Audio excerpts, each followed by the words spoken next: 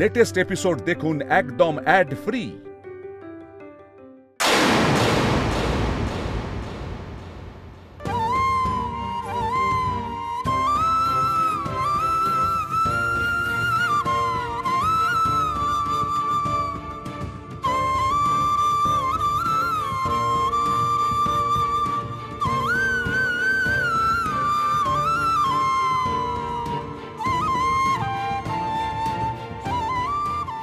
সোমরাজবাবু এখানে বসে আছেন, আমি তো তাহলে জয়রাজের কাছে যেতে পারবো না।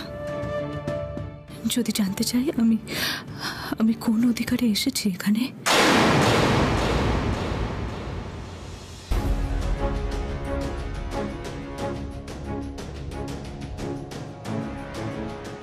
এত কাছে এসেও তোমার পাশেও যেতে পারলাম না জয়রাজ। আমি বোধহয় এতটাই খারাপ, না পেরেছি তোমায় নিজের মনের সত্যিটা জানাতে, না পেরেছি তোমার পাশে যেতে। এটাই আমার শাস্তি। ভেবেছিলাম এই ফুলটা তোমার মাথায় ছুঁয়ে দেব, তাও পারলাম না আমি জয়রাজ। আমি বড্ড খারাপ জানো তো, খুব খারাপ আমি।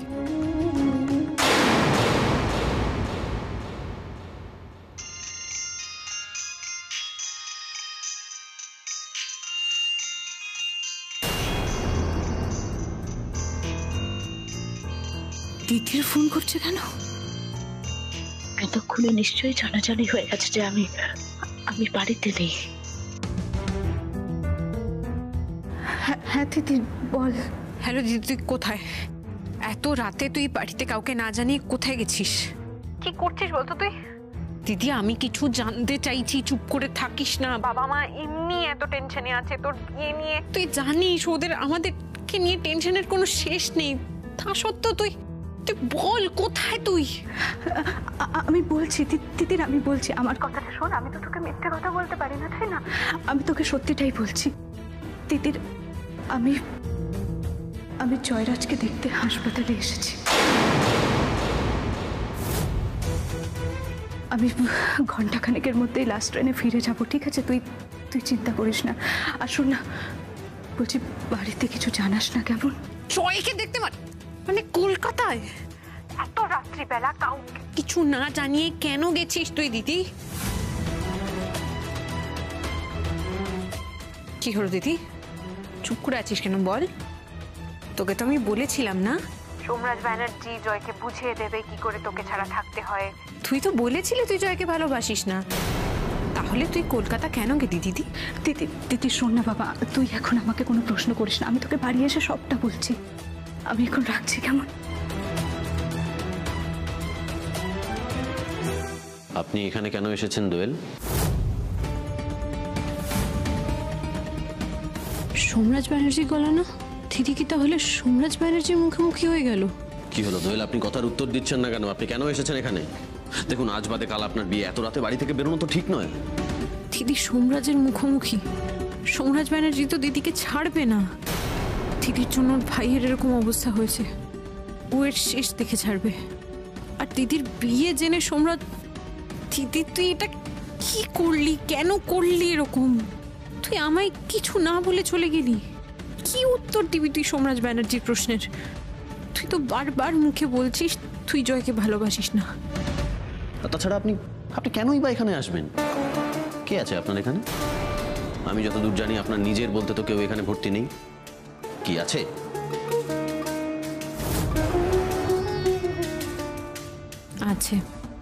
আছে মিস্টার ব্যানার্জি। আপনার ভাই আমার দিদির খুব নিজের জন, খুব কাছের জন, কিন্তু দিদি সেটা স্বীকার করছে না। আমি তো বুঝতে পারছি। আশা করি আপনি জয়ের সঙ্গে দেখা করতে আসেননি, কারণ সে তো কেউ হয় না আপনার। আপনি নিজে মুখে বলেছেন আপনি তাকে ভালোবাসেন না।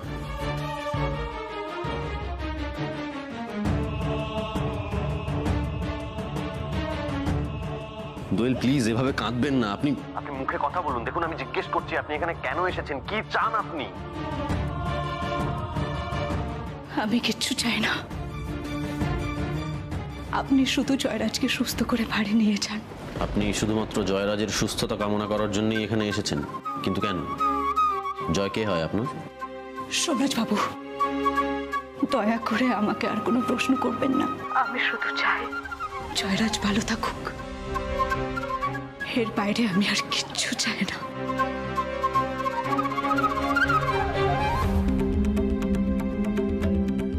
কিছু চায় না যখন, তখন দোয়েলের চোখে জল কেন? ও এখানে এলোই বা কেন? না, দোয়েলের চোখ আর মুখ তো এক কথা বলছে না। তবে কি ও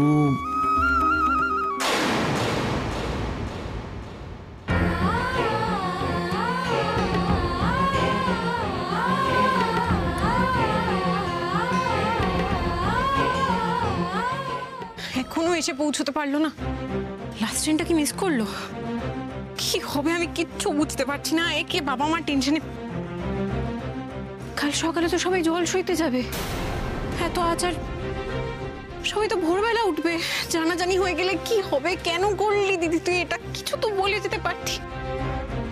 দিদি, হেই, তুই কি করিস বলতো? কিছু না বলে চলে গেলি, একবার জানিয়ে তো যাবি।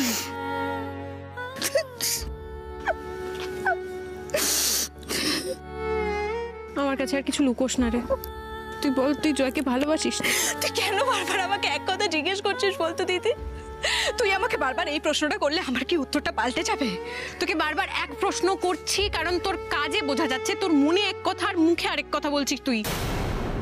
তোর যদি কিছু নাই থাকবে তাহলে তুই কেন গেছিলি? জয়কে দেখতে কেন গিয়েছিলি? আমিও তো একজন মানুষ, আমি তো নির্মম নই। তুই কেন বুঝতে পারছিস না যে একটা মানুষ আমাকে ভালোবেসে নিজের জীবনটা শেষ করে দিতে যাচ্ছিল? সে কেমন আছে তাকে যদি আমি একবারের জন্য না দেখতে চাই তাহলে আমি নিজের বিবেককে কি উত্তর দেবো বলতে পারিস আমাকে? জয়রাজ আমাকে যেভাবে ভালোবেসেছে সেভাবে তো আর কেউ আমাকে ভালোবাসবে না রে। আর সেই ভালোবাসার প্রতিদান আমি কোনোদিনও দিতে পারবো না। তাই এই ফুলটা আমি জয়রাজের মাথায় ছোঁয়াতে গেছিলাম যাতে ও তাড়াতাড়ি সুস্থ হয়ে যায়।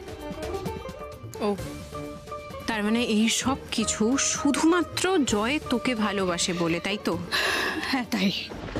তুই জয়কে ভালোবাসিস বলে নয়। না না, তুই কেন বুঝতে পারছিস না? আমি কেন জয়রাজকে ভালো? দিদি, আজ বাদে কাল আমার বিয়ে। বিয়ের সাথে জয়কে ভালোবাসার কি সম্পর্ক? মুখ ফুটে একবার কথাটা বল না দিদি। দিদি, তুই আমাকে বারবার কেন জোর করে এটা বলাতে চাইছিস যে আমি জয়রাজকে? কি তুই জয়কে কি? বল দিদি, চুপ করে থাকিস না, বল তুই জয়কে কি? কিছু না। ও, ভাবছিস তো যেই কথাটা জয়কে আজ পর্যন্ত মুখ ফুটে বলতে পারলি না তুই, সেটা আমাকে বলবি কিভাবে?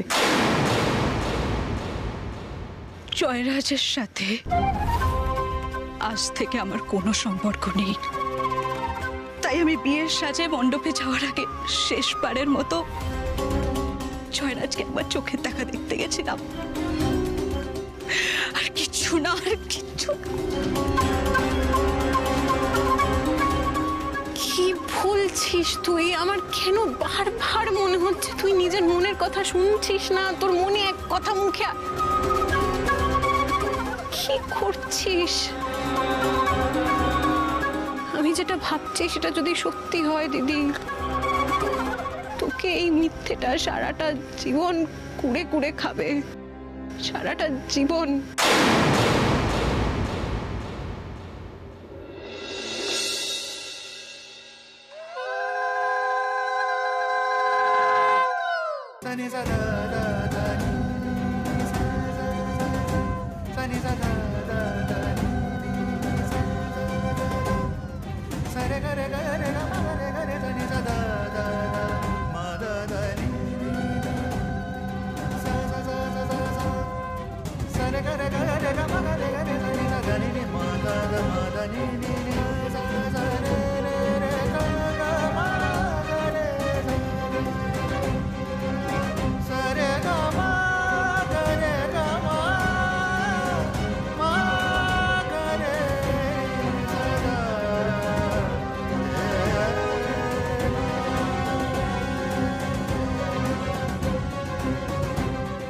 দাদা ভাই, বল। তোর কি মনে হয় রে, দিদি এই বিয়েটা নিয়ে খুশি? মুখটা কিরকম একটা দুঃখী দুঃখী লাগছে না? আরে না রে, দেখ আমি দেখে যা বুঝতে পারছি দোয়েল কিন্তু বিয়ে নিয়ে খুব খুশি। ভাগ্যিস ওই মালিনী ব্যানার্জির বাড়িতে ওর বিয়েটা হয়নি। সে ঠিক আছে, কিন্তু জয় তো সত্যি দিদিকে ভালোবাসে। আমি কিন্তু ওদের নাম তোর মুখে আর শুনতে চাই না। ওরা তোর সাথে যা করেছে এরপর তুই কি করে কথাগুলো বলিস বলতে বুঝতে পারি না। আমার শুধু একটাই ভয় করছে দাদা ভাই, দিদি জয়ের কথা ভেবে কষ্ট পাচ্ছে না তো? আরে না রে বাবা, ও জয়ের কথা ভেবে কষ্ট পাচ্ছে না। কি বলছিস তুই? তুই তো একটা পাগল কিন্তু শুরু করিস না দিদির। শোনার কথা বলি, মেয়েরা যখন মানে বাপের বাড়ি ছেড়ে চলে যেতে যায় তখন ওদের কষ্ট হয়, ব্যাস এইটাই, আর কিচ্ছু না। তাহলে হয়তো শ্বশুর বাড়ি যেতে হবে বলেই কষ্ট পাচ্ছে। হ্যাঁ, যখন তোর বিয়ে হবে তুইও সেম কষ্ট পাবি। আমি ওসব বিয়ে টিয়ে করবো না। মানে এটা কি? দিদির বিয়ে হয়ে যাচ্ছে, এরপর আমি কোয়েল আর বনুকে নিজের পায়ে দাঁড় করিয়ে সুন্দর করে বিয়ে দেব, তারপর বাবা মায়ের সাথে এই বাড়িতে আমি মজাতে থেকে যাবো।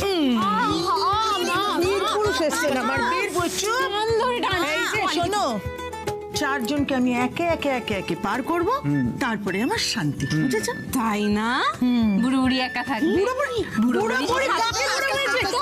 গায়ে হলুদের তত্ত্ব তো এলো না এখনো। হ্যাঁ তাই তো। হিমা বলছি যে 5টার সময় তো লগ্ন, যদি তাড়াতাড়ি গায়ে হলুদ না এসে পৌঁছায় তাহলে তো বিপদ। এই শুনছো, বলছি ছেলে বাড়িতে একটা ফোন করে দেখো না, ওরা কখন আসবে গায়ে হলুদের তত্ত্ব নিয়ে। ও হ্যাঁ, ছেলের বাড়িতে একটা ফোন করি, দাঁড়াও দাঁড়াও।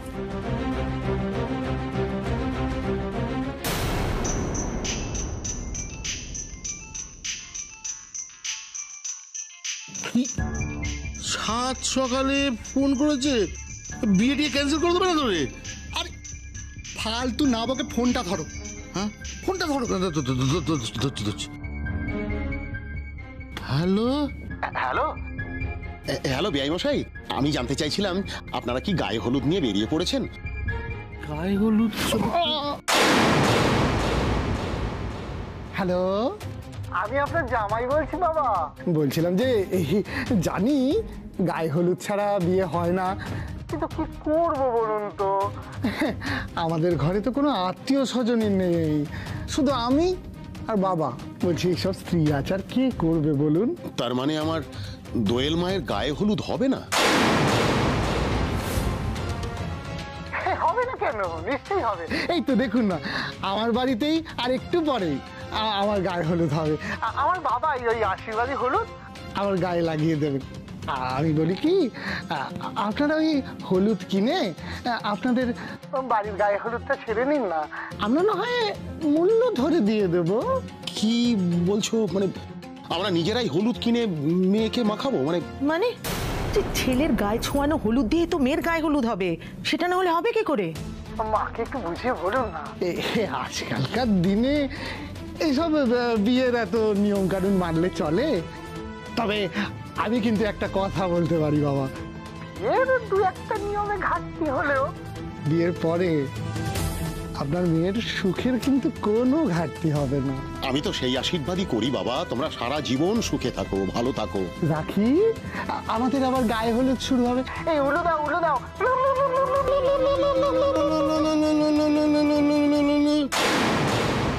কি বললো ওরা? বললো বাড়িতে এও স্ত্রী নেই, লোকবল নেই, সেই কারণে আমাদেরকেই হলুদ কিনে গায়ে হলুদের অনুষ্ঠান সেরে নিতে বললো। ওরা হলুদের দাম দিয়ে দেবে।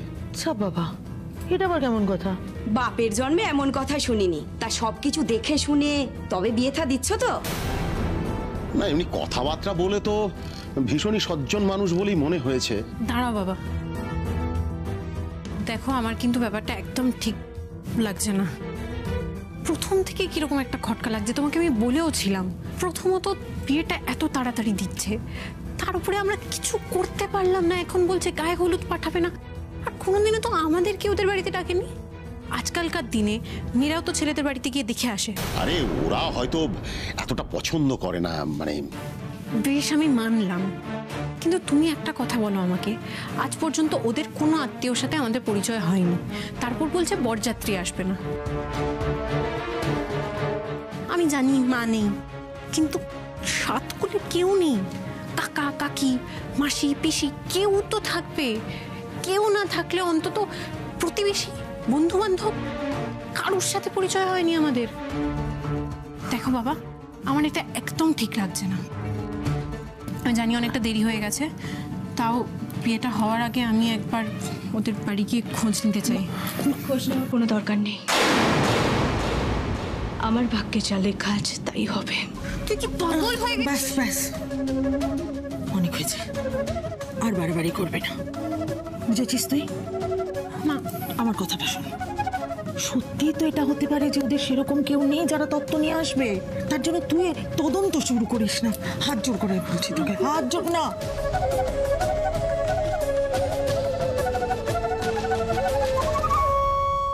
বলছি গায়ে হলুদের ব্যবস্থা করতে হবে, চল তাড়াতাড়ি।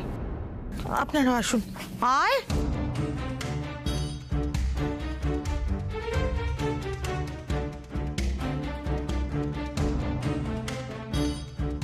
তিতির, সব ভালো হবে, ঠিক আছে?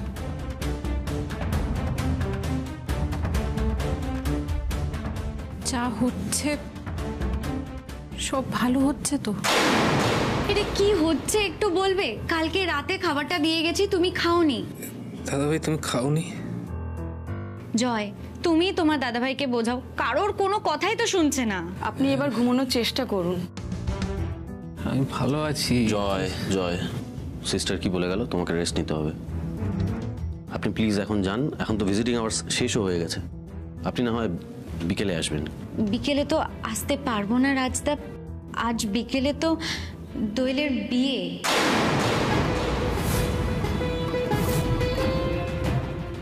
আজ দোয়েলের বিয়ে? জয় তো ভালোবাসে বলে কাঁদছে, কিন্তু কাল রাতে দোয়েলের চোখেও জল ছিল কেন? আমার সব হিসেব কেমন গুলিয়ে যাচ্ছে। জয়, তোমায় একটা কথা বলি, দোয়েল আমার মাস্তুতো বোন, কিন্তু তার সত্ত্বেও আমি তোমাকে বলতে বাধ্য হচ্ছি, দোয়েল তোমার গলায় ঝুলে পড়েনি, এতে তোমার জীবনটা বেঁচেই গেছে। ও যদি তোমার গলায় ঝুলে পড়তো না, তোমার সারাটা জীবন তোমাকে পস্তাতে হতো। তুমি আমাকে দেখতে এসছো, আমি এখন সুস্থ আছি, তুমি এখন প্লিজ যাও। আমি আমার এসব নিয়ে কোনো কথা শুনতে ভালো লাগছে না, প্লিজ, আর ভালো লাগছে না। তুলি প্লিজ, আপনি এখন আসুন। দেখলেন তো ডক্টর ওকে রেস্ট নিতে বললো, আর আপনার কথা শুনে ও উত্তেজিত হয়ে যাচ্ছে। প্লিজ প্লিজ আপনি আসুন, প্লিজ। হ্যাঁ ঠিক আছে।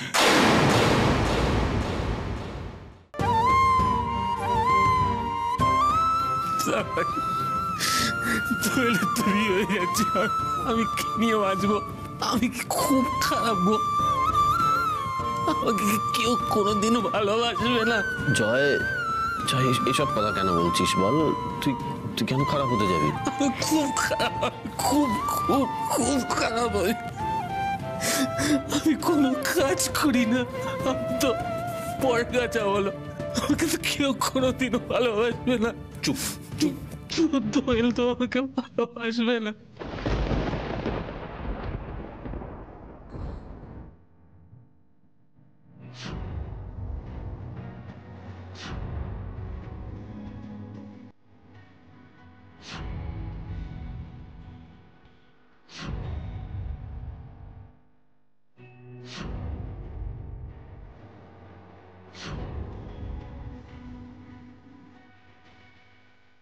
দেখো, ভ্যালেন্টাইন্স ডেতে তো তোমার জন্য আমি কিছু করতেই পারিনি, তাই একটা সুযোগ পেলাম, ভাবলাম হাতছাড়া করবো না। ধরে নেওয়া যাক এটাই আমাদের ভ্যালেন্টাইন্স ডে।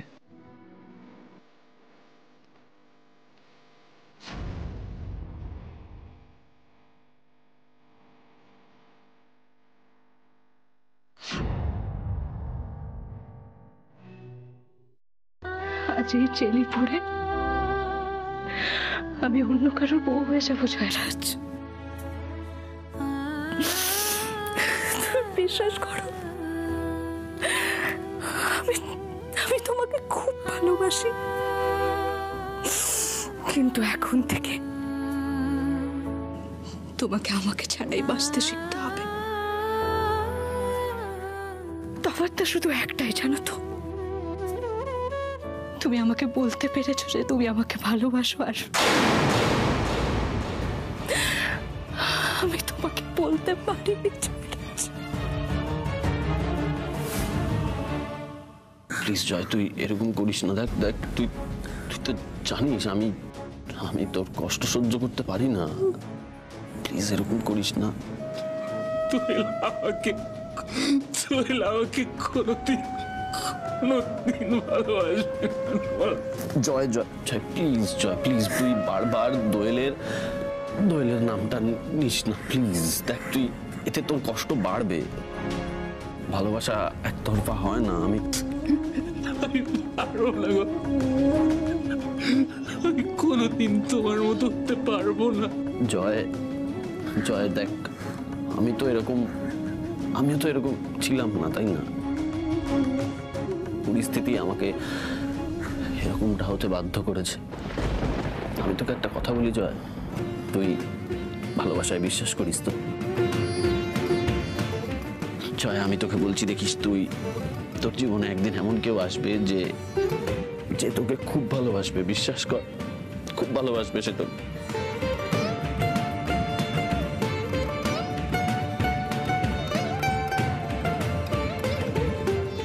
এই দিদি, চোখের জল নিয়ে কি বিড়বিড় করছিস? কি হয়েছে?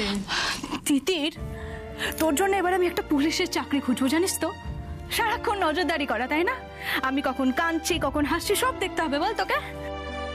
এই দিদি, এই টাকা আমার দিকে একদম কথা ঘোরাবি না। কি হয়েছে বল? কি হয়েছে বাবা? কি হয়েছে বল?